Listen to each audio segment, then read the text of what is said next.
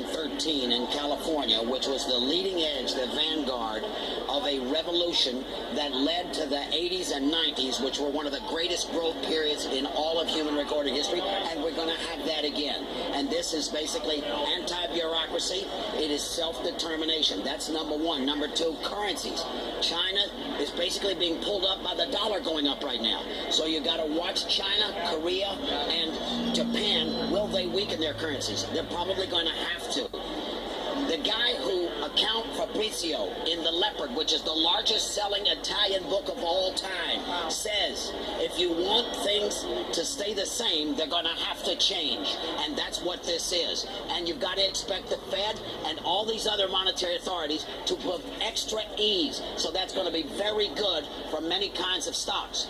Jump in with any literary reference you got there, John. I read Il Gattopardo too, so I know all about it. Right, it's a wonderful book. I think what's happening is probably a good thing. It shakes out. I mean, I think that you're seeing a form of populism that a lot of us on Wall Street just didn't see coming. But that's okay. We'll adjust to it. I've long ago given up trying to predict the future, but I can adjust. And one of the things about good corporations is they adjust extremely well. There's one aspect of what you just said, David, I want to just pause on for a second. The first thing that you brought up is China, which is critically important here. If the U.S. dollar is strengthening, do they come with us or do they have to weaken it further, and what could that cause? I think that could cause a little bit of this rattling of the markets, Kelly. It could cause uncertainty.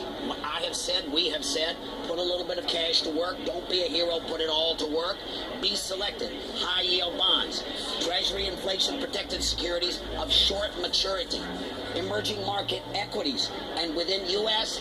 and within Europe, healthcare. That's a good place to buy some of these healthcare stocks that are on sale. In the U.S., consumer discretionary, but in Europe, consumer staples. That's your big food and beverage companies. And we've seen plus signs in those sectors today. What would you be looking at? Where do you see bargains? I think healthcare has been hit. It's still a great growth area, tremendous demographics, tremendous science, and you have government spending that just isn't going to go away.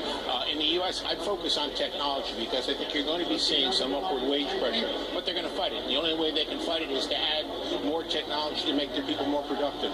And real briefly, David, the other thing that you brought up is the prospect of more currency intervention or maybe more monetary stimulus from all sorts of central banks. I mean, how likely is that now? What should we be looking for? They're running out of tools. We've talked about on many Fridays. They've gotten interest rates low already. I think Mario Draghi has said today in his announcement he's standing by. People are paying attention. The Swiss authorities came in, as you know, and intervened to keep the Swiss franc from appreciating too much. You're going to see this. Some people are going to use as an outlet to go into gold and gold stocks. It's making new highs. It's broken out from a technical standpoint. I would be very wary and only put a little bit into that right now. All right. Very good. Got to go at this point. Thank you, guys. Thank you.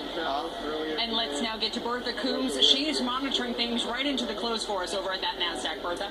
Yeah, that's right, Kelly. We've got the NASDAQ off, just off of correction territory, just off of the lows, but still on pace today for the biggest one-day point drop since last August's flash crash when it fell 179 points. And the big culprit today is very much technology.